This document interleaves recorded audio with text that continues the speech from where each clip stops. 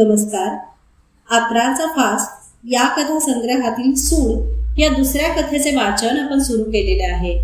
मागील भागामध्ये आपण ऐकलं की कासिमने देशपांडेंच्या वाड्याबद्दल एक विचित्र आणि चमत्कारिक हकीकत ऐकविली होती. त्याच्या सांगण्यानुसार त्याने देशपांडेंच्या वाड्याच्या वरच्या मजल्यावर सुशीलाच्या मृत्यू पश्चात सुशीलाचा वावर अनुभवला होता. चला तर मग आजच्या आपल्या या सूड या कथानकाच्या तिसऱ्या आणि शेवटच्या भागामध्ये. जवळजवळ अर्धी रात्र जागूनही मला काही ऐकू आलं नाही किंवा काही जाणवलंही नाही. काही होत असलंच तर ते माझ्यापर्यंत पोहोचत नव्हतं. मनाची अवस्था पहा. शेवटी मीही कासिम इतकाच अंधश्रद्धाळू होतो. काहीतरी होत असणार अशी मनाने खुणगाठच बांधली होती. सकाळी माईंची भेट झाली तेव्हा मी त्यांच्याकडे जरा वेगळ्या नजरेने पाहत होतो. त्या आता एक साध्या वृद्ध बाई राहिल्या नव्हत्या. बाह्यरूप फसवे होते.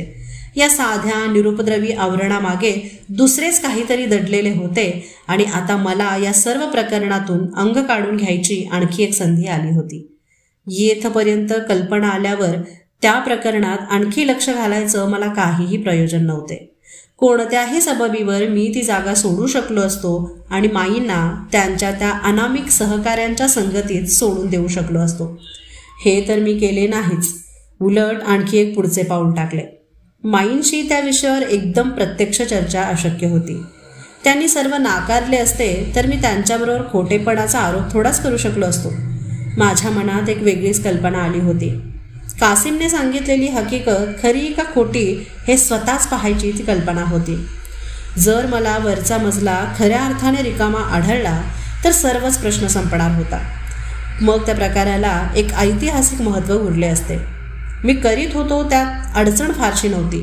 मी व माई यांच्याखेरीज वाड्यात कोणाचाही वावर नव्हता. माई तर 7 वाजल्यापासूनच घरात स्वतःला बंद करून घेत होत्या. मला स्वैरसंचाराला सर्व वाडा मोकळा होता. सर्व दिवसभर माझं रात्रीकडे उत्कंठतेने लक्ष होते. आता मला दिसतं की त्या लहानशा गावातल्या एकसुरी आणि निरस आयुष्याचा मला आतोनात कंटाळा आला होता. काहीतरी नवीन घडण्यासाठी मी विलक्षण उत्सुक झालो होतो. रिकाम्या मनाला नाही ते उद्योग सुचतात हेच खरं. नाही तर मनात कल्पना येताच ती कृतीत उतरवायला मी इतका तडकाफडकी तयार झालो नसतो. रात्रीचे 11 वाजेपर्यंत मी कसा तरी दम धरला आणि खोलीतून हलकेच बाहेर पडलो. नाणावलेल्या बँकेतील एक उच्च अधिकारी रात्रीच्या वेळी एखाद्या थिल्लर पोरासारखा वागत आहे हे चित्रच इतकं विचित्र होतं की माझं मलाच हसू आलं. पण मनावर एक विचित्र दडपण होतं. मीही नाकारू शकत नव्हतो.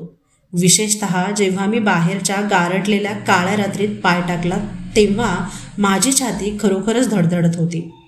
सुशिक्षित मन वरवर असल्या गोष्टींवर विश्वास ठेवत नसले तरी आत कुठेतरी शंका आणि भीती होती.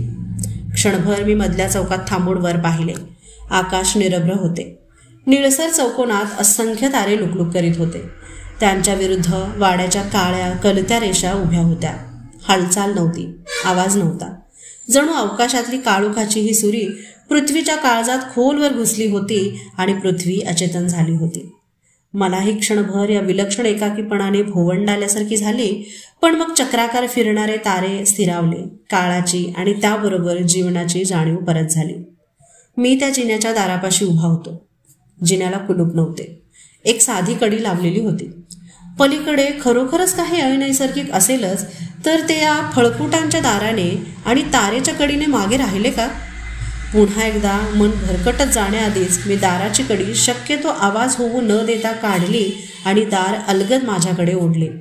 बिजागऱ्यांचा एक अगदी बारीक कर्र आवाज आला.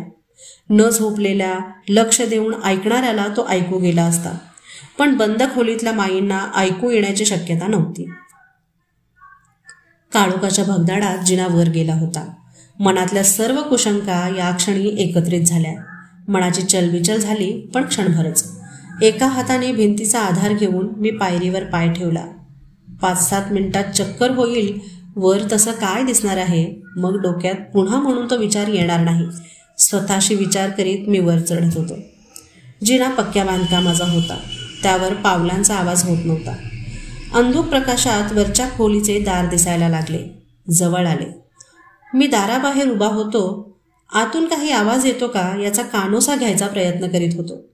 पण माझी छाती एवढ्या जोरात धडधडत होती की तोच आवाज एखाद्या पडघमासारखा कानात घुमत होता. मनातला निर्धार वेळेच्या व्यस्त प्रमाणात कमी होत होता. आणखी 2-5 मिनिटं अशी गेली तर समोरचं दार उघडण्याचं धैर्य मला होणार नव्हतं. काय हातून होणार होतं ते या घटनेला झालं तरच. मी समोरचं दार अलगद ढकलले. दार सहज आत गेले. खोलीत पाय टाकला आणि हातातला टॉर्च पेटविला. समोरच्या मळकट भिंतीवर प्रकाशाचे प्रखर वर्तुळ पडले आणि ते फारसे स्थिर नव्हते. मला वाटतं माझा श्वास आता धापा टाकल्यासारखा येत होता. टॉर्च गरकन खोलीतून फिरवला पण खोली रिकामी होती. दोन्हीकडे 2 दारं होती, उघडी होती. जणू काही त्यांना काहीच लपवायचं नव्हतं. माझे लक्ष हातातल्या घड्याळाकडे गेलं. 11:30 वाजले होते. मनात कुठेतरी वेळेचा हिशेब चालला होता. कासिम इथे रात्री 12च्या सुमारास आला होता. वेळेचा संबंध असला तर आणखी काही वेळ थांबायला हवं आणि त्या वेळेपूर्वी काही होत नसेल तर आजूबाजूच्या खोल्यातून एक झटपट चक्कर टाकून यायला हरकत नव्हती.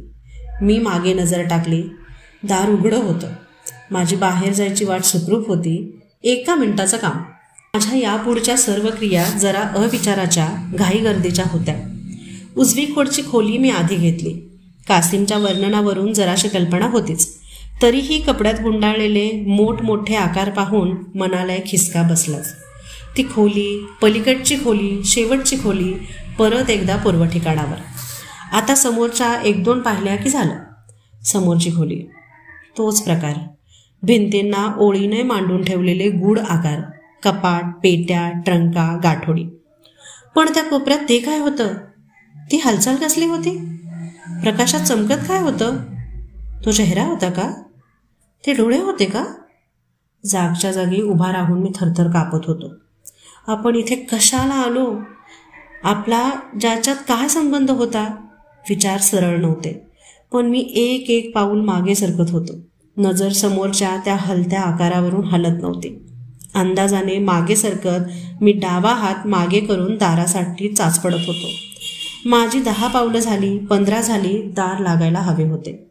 एक घाईची नजर मागे टाकली, ती भलतीकडेच वळलो होतो. दार एका हातालाच राहिलं होतं आणि दारापाशी कोणीतरी होतं. गुडघ्याभोवती हातांचा विळखा घालून ती बसली होती. गुडघ्यावर टेकलेला एक चेहरा माझ्या दिशेने वळला होता. एक क्षणभर मी वेडेपणाच्या कडेवर लटपटत होतो. मग सर्व धीरपणाला लावून त्या उघड्या दारातून बाहेर झेप घेतली आणि ती भयानक खोली मागे टाकली. जिना पायाखालचा नव्हता, आधाराला कठडा नव्हता. दोन्ही अंगाला गुळगुळीत भिंती होत्या. हात घसरला, पायरी चुकली, तोल गेला, पोटात गोळा उठला. जिन्यावर वेडावाकडा कोसळलो आणि शुद्ध हरपली. शुद्ध आली ती एकदम आली नाही, टप्प्याटप्प्याने आली. आसपासच्या परिस्थितीची जाणीव व्हायला आणखी काही वेळ जावा लागला. वेळ, स्थळ, कशाचाच पत्ता लागत नव्हता. एक परिचित आवाज आला. आलात का शुद्धीवर रामभाऊ? माईंचा आवाज. माई. 2 आणि 2 यांचे मनात 4 झाले. माझ्या धडपडण्याच्या आवाजाने त्यांना जाग आली असली पाहिजे. कडाक्याच्या थंडीतही त्या बाहेर आल्या होत्या. मला त्यांनी घरात आणलं होतं. कसं ते त्यांनाच माहीत. शर्मेने माझा चेहरा काळा ठिक्कर पडला असला पाहिजे. मी उठून बसायची धडपड करू लागताच त्यांनी एक हात खांद्यावर ठेवला. आता शांत पडा रामभाऊ, व्हायचं ते होऊन गेलंच आहे. उत्तराला माझ्यापाशी शब्दच नव्हते. माई, माझी चूक झाली. नको तिथं मी नाक खुपसलं. पुरे मला माहीत आहे काय झालं ते. मला आधी समजलं असतं तर मी तुम्हाला नको म्हणून सांगितलं असतं. पण का असं विचारलं असतं तर? त्या काहीच बोलल्या नाहीत. मी एका अंगावर वळलो. माई, मी विचारलं असतं तर तुम्ही काही बोलला नसतात ना? नाही, बोलले नसते. शेवटी कोळसा असतो, उगाळावा तितका काळा. हे किती दिवस चाललं आहे माई? दिवस? वर्ष म्हणा. त्यांचा चेहरा उदास झाला होता. तुम्हाला ते कळू नये अशी माझी फार इच्छा होती रामभाऊ. पण आता गुप्त ठेवण्यात काय अर्थ? उठून बसता आलं तर बघा, चहा बनवू का? माई, आत्ताच्या वेळी कशाला? तुम्ही काय वेळ पाहून खोली बाहेर पडलात का रामभाऊ? कंदिलाच्या प्रकाशात आम्ही दोघे खालीच बसलो होतो. गरम चहा घशाखाली उतरताच शरीरात ऊब पसरत होती. किती वाजले होते याचा पत्ता नव्हता आणि वेळेकडे माझे लक्षही नव्हते. ताई फार निष्ठुर होती. माई सांगायला लागल्या. मी जराशी भित्रीच आहे. ताईला विरोध करायचं धैर्य मला कधीच झालं नाही. सुशीला मात्र एकदम वेगळी होती. ताईच्यात आणि तिच्यात सहज 12 वर्षांचं अंतर असेल. सुशीला जवळजवळ पुढच्या पिढीतली होती आणि मुलींना समज लवकर येते. सुशीलाला घरातलं वातावरण अनैसर्गिक वाटायचं. ताईचा 24 तास दास व्हायचा. दोघींचं क्षणभर म्हणून जमायचं नाही. मला सुशीलाबद्दल सहानुभूती वाटायची, पण तिची बाजू घेऊन ताईशी भांडण्याची माझी हिंमत नव्हती. घरचा कारभार फार लहानपणापासून ताईच्या हाती आला होता. घरात ती म्हणेल ती पूर्व दिशा होती. बाबाही शेवटी थकले होते. त्यांचंही ताईपुढे काही चालेनासं झालं होतं. खरं म्हणजे आमची तिघींची लग्न थाटात करायची बाबांची इच्छा होती. ताई 17 वर्षांची असतानाच बाबांनी गावात 4 ठिकाणी शब्द टाकला होता. पण ताई दिसायला अगदी साधारण होती. खरं म्हणजे कुरूपच होती. सगळीकडून नकार आला. लग्नाचा विचार ताईने एकदा मनातून काढून टाकला तो कायमचाच. बाबांनी तिच्याशी कितीदा वाद घातला असेल, पण व्यर्थ. केवळ 4 ठिकाणचा नकार हे एकच कारण असावं असं मला वाटत नाही, आणि तेव्हाही वाटत नव्हतं. पुढे तर माझी खात्रीच झाली. या घरातली अधिकाराची जागा सोडून इतरत्र कोठे जायची तिची इच्छाच नव्हती. ती आमच्याकडे कष्ट उपसायची, पण त्यात प्रेमापेक्षा एक मोठेपणाचा गर्वच होता. सासरी जाऊन सासरच्यांच्या करता मेहनत करणं म्हणजे तिला मोलाने राबण्यासारखं वाटलं असतं. हातातला अधिकार सोडावा लागला असता. त्यापेक्षा तिने कुमारिकेचं जीवन पसंत केलं. तिचं आयुष्य तिच्या हातात होतं, पण तेच आयुष्य आमच्या दोघींवरही लादायची तिची इच्छा होती. आम्ही दोघी जर लग्न करून आपापल्या घरी गेलो असतो तर ताईच्या जगण्याला काही अर्थच उरला नसता. हा आरोप तुम्हाला कदाचित कठोर वाटेल, पण इतक्या वर्षांच्या विचारानंतर माझी खात्री झाली आहे की तो खरा आहे. माझ्या भिडस्त आणि संकोची स्वभावामुळेच ताई माझ्या आयुष्याला तिच्या मनासारखं वळण देऊ शकली. आपल्यावर अन्याय होतो आहे याची जाणीव मला नव्हती असं नाही, पण त्याला विरोध कोणत्या मार्गाने करायचा हेच मला सुचत नव्हतं.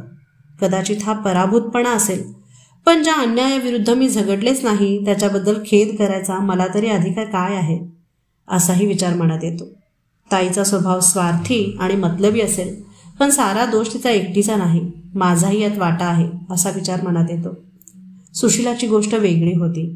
तिला ती बंधनं मान्य नव्हती. नीरस आणि उदासवानं एकाकी आयुष्य जगायला ती तयार नव्हती. रूपाचाही यात भाग असेल, कारण ती सुंदर होती आणि आपण सुंदर आहोत याची तिला जाणीव होती. तिच्या आयुष्याकडून खूप मोठ्या अपेक्षा होत्या. तिला जसा व्यवहार कळायला लागला तसे तिचे आणि ताईचे वारंवार खटके उडायला लागले. माझा संसार मी थाटणार आहे, तुमच्या दोघींसारखी जन्मभर अशी अंधारात कुजणार नाही, ती संतापाने म्हणायची. पण पैशाचे सारे व्यवहार ताई पाहत होती. जोपर्यंत हातात पैसा नव्हता तोपर्यंत स्वतंत्रता नव्हती आणि सुशीला नुसती तडफड करण्यापलीकडे काहीच करू शकत नव्हती. ताई नुसती आडमुठी नव्हती, हुशारही होती. ती सुशीलाला कधीही अधिक गुण बोलली नाही, पण तिने आपलं वागणंही सोडलं नाही. तुम्हाला नाव सांगते, पण त्याचा बाहेर उच्चार करू नका. घराणं अजून गावात प्रतिष्ठा बाळगून आहे. त्या परांजप्यांचा मुलगा शहरातून वकिलीची परीक्षा पास होऊन गावात परत आला. त्याचं आमचं पूर्वी चांगलं जाणं येणं होतं, पण बाबांच्या मृत्यूनंतर सारं थंडावलं होतं. केशव आणि तो यायला लागला. ताईला आधी त्यातला धोका समजला नसावा. लक्षात येताच तिने केशवचं येणं जाणं बंद केलं, पण घडायचं ते आधीच घडूनही गेलं होतं. सुशीलानं स्वतः मला सांगितलं. केशवशी लग्न करायची तिची इच्छा होती. माझ्याकडे ती मदतीसाठी आली होती. कोर्ट कज्जे होणार होते, साक्षी निघणार होत्या, तिला माझी मदत हवी होती. सहानुभूतीवर शेवटी भीतीची मात झाली आणि मी तिला नकार दिला. मी एक जखडलेलीच होते. तीही तशीच राहावी अशी माझीही मनोमन इच्छा होती का? आता त्याला कितीतरी वर्ष झाली आहेत. त्यावेळच्या हेव्या दाव्यांना आता काहीच अर्थ नाही.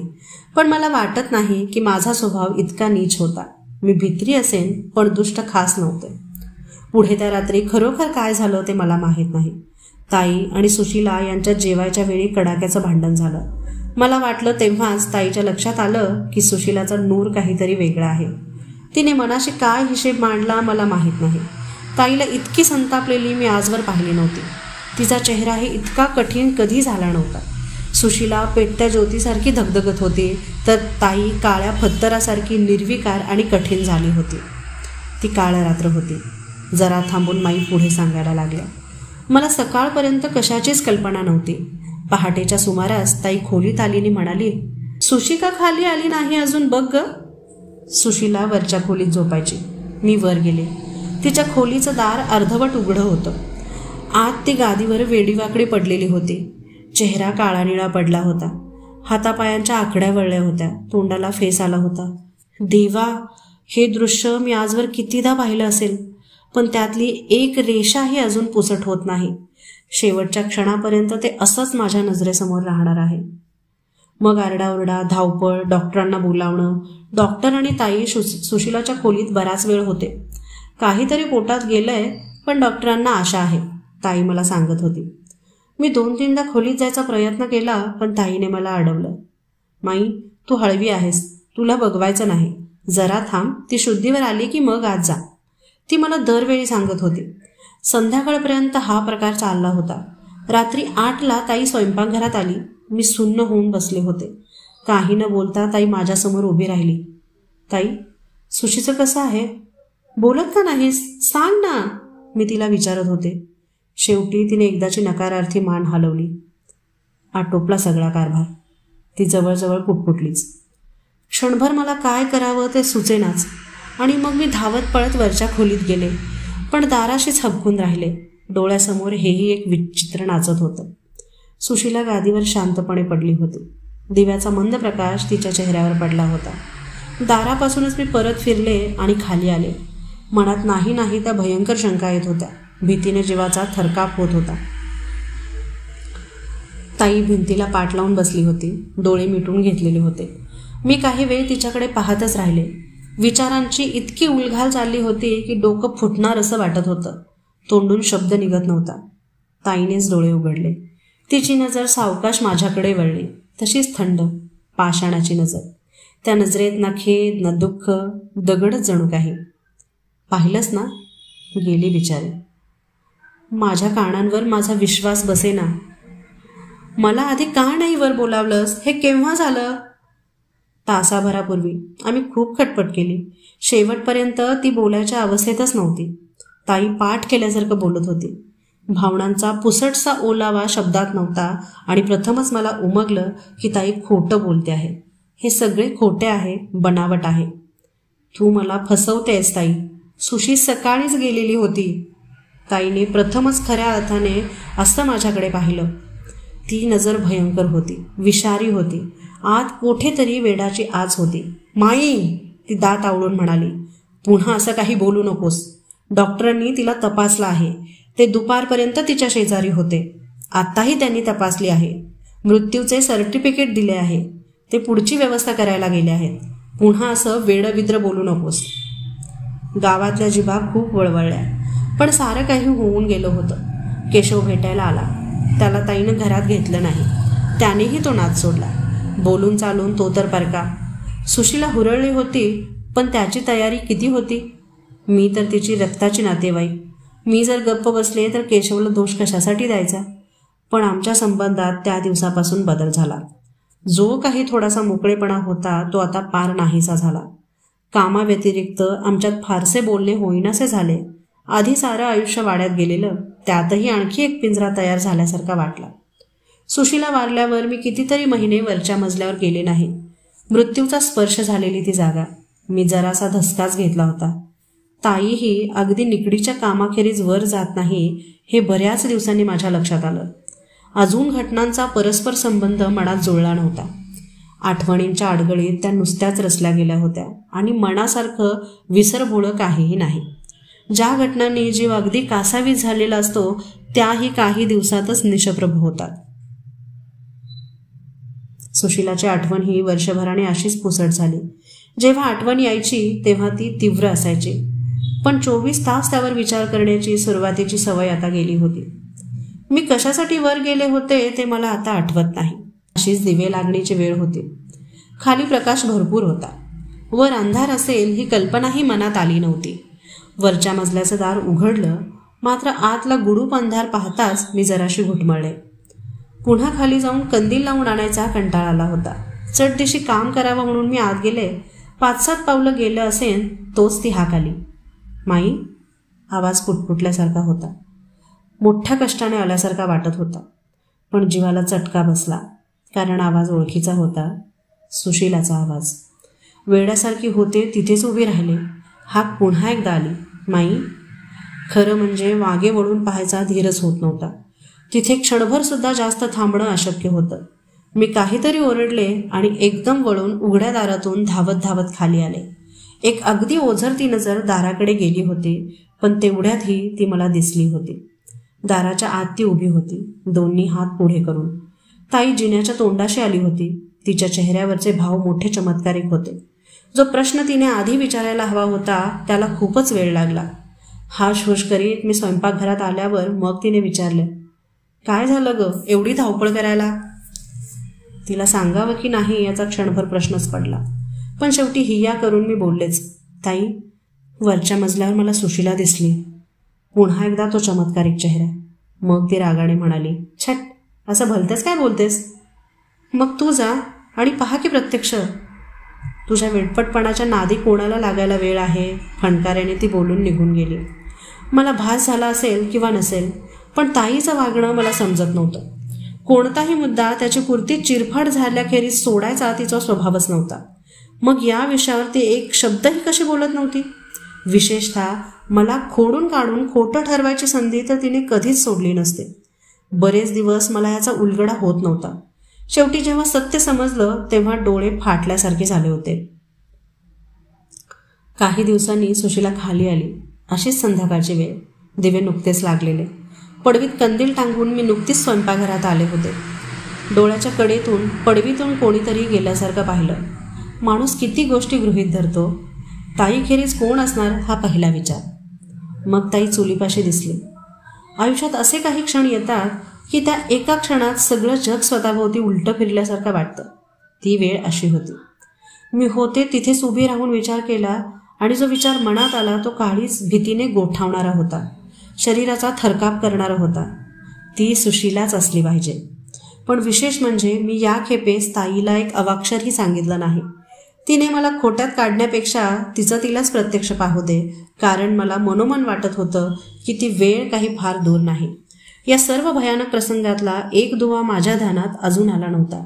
तोही काही दिवसांनी येणारच होता. बाहेर बादली खणखणत पडल्याचा आवाज आला. ताईही काहीतरी अर्धवट ओरडली. मी घाईने बाहेर आले.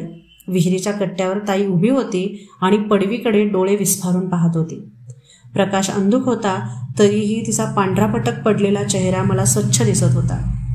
जवळ पोचल्यावर घामाने डवरलेल्या कपाळ दिसलं. अगदी सहज मी विचारलं, ताई, काय झालं ग? ती एकदम दचकली. पदराने घाम पुसत ती वाकली आणि खाली पडलेली बादली उचलत म्हणाली, काही नाही ग, काही नाही. आम्ही घरात आलो, पण तिची नजर वारंवार पडवीकडे वळत होती. तिला काय दिसलं असावं याची मला पुरेपूर कल्पना आली होती, म्हणून मी तिला पुन्हा विचारलं नाही. अशीही सुरुवात झाली. सुशीला वाड्यात वावरत होती. ती केव्हा आणि कोठे दिसेल याचा काही नेमच नव्हता.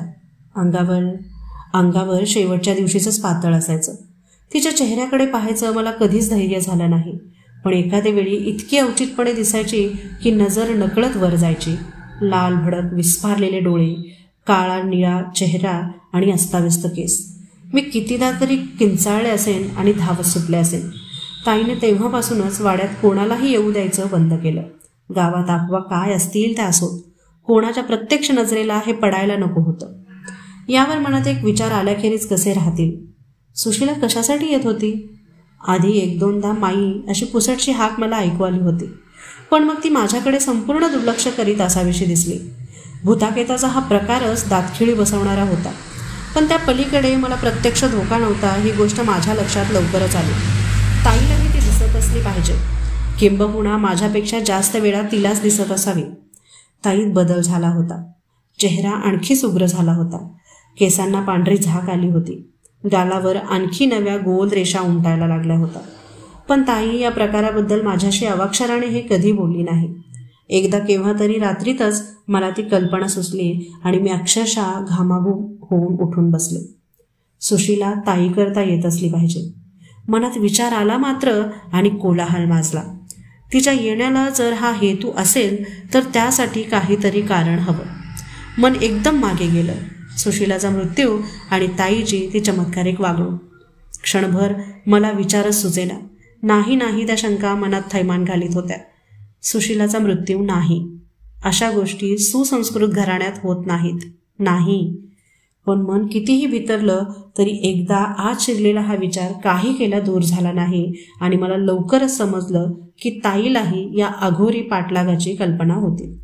तिचे ओठ आणखी दुमडले गेले. तिच्या नजरेत एक नवी अट्टहासाची चमक आली. जणू जे काय होतं त्याला तोंड द्यायची ती मनोमन तयारी करीत होती. एकदा आणि फक्त एकदाच मी हा विषय काढण्याचा प्रयत्न केला. आता ही गोष्ट नाकारण्याची ताईची सुद्धा प्राज्ञा नव्हती, पण तिची प्रतिक्रिया मला अगदीच अनपेक्षित अशी झाली. आताशी ती बरीच अबोल झाली होती. आसपास तिचं लक्ष नसावंसं वाटत होतं. आता मला त्याचा थोडासा तरी उलगडा झाला. ताईचे सारं लक्ष सुशीलावर एकत्रित झालं होतं. असं वाटत होतं की या चमत्कारिक प्रसंगांचा तिच्या मनावर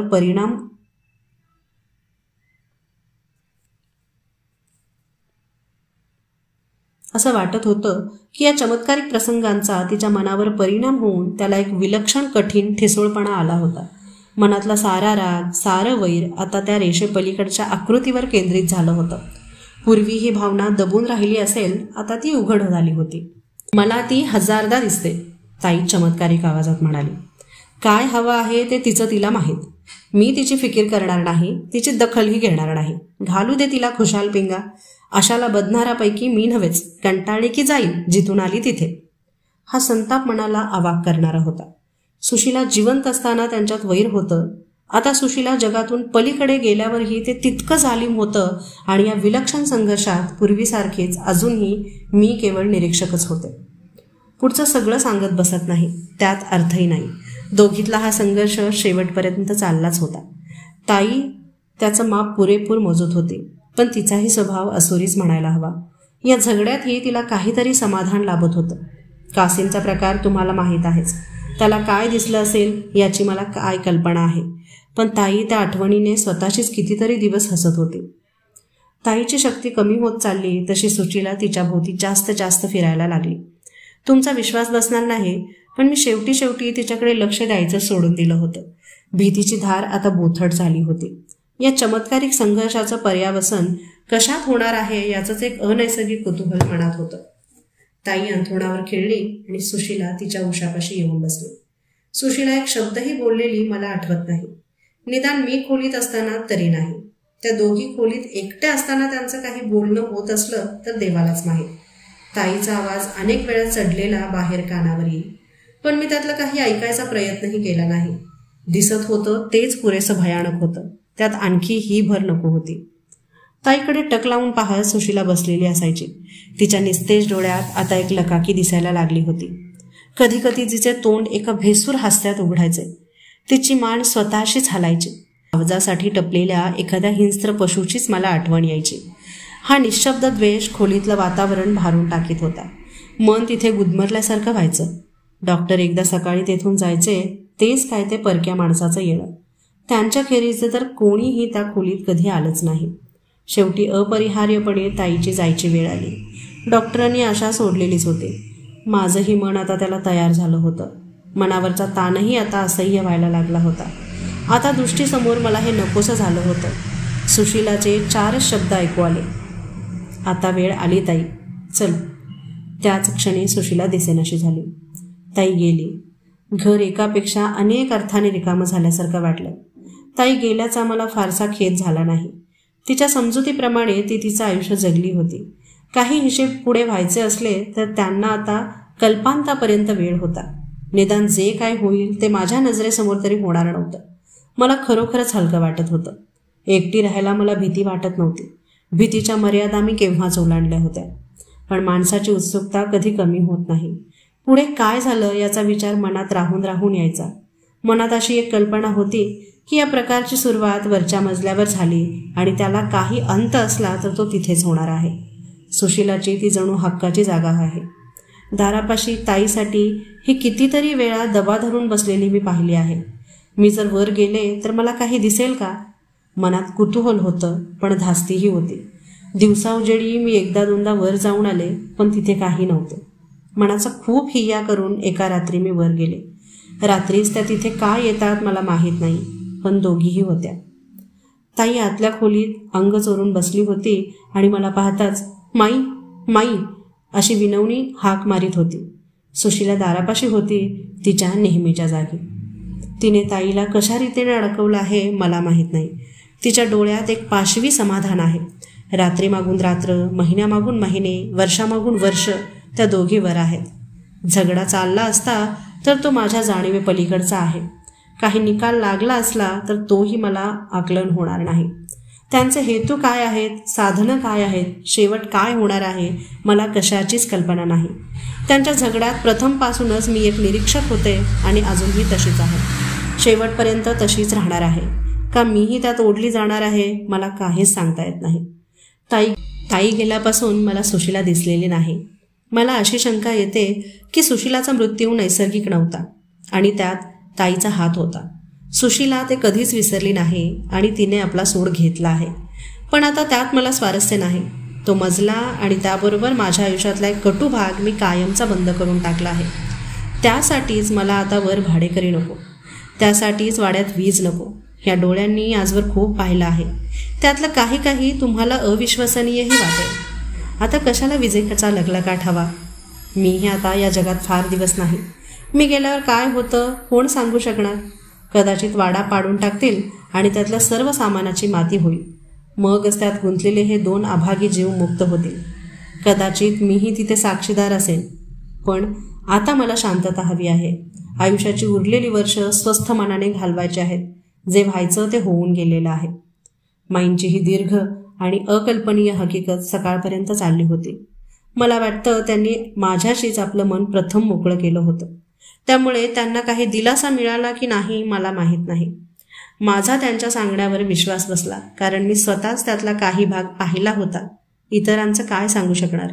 निवाठीतला माझा मुक्काम काही महिन्यातच संपेल. मग माझी जायची वेळ येईल. मग हा बंद वाडा, त्याची ती वृद्ध मालकीन आणि तिच्या 2 महाविलक्षण बहिणी यांना मी विसरून जाईन. अंधारलेल्या वाड्यात माई आपल्या आयुष्याचे शेवटचे दिवस घालवित आहेत. त्यांना आयुष्यात तसं फारसं यश किंवा सुख किंवा समाधान मिळालेलं नाही. त्यांच्या उरलेल्या घटिका सुखात किंवा निदान शांततेत जावो एवढीच माझी मनोमन इच्छा आहे. धन्यवाद.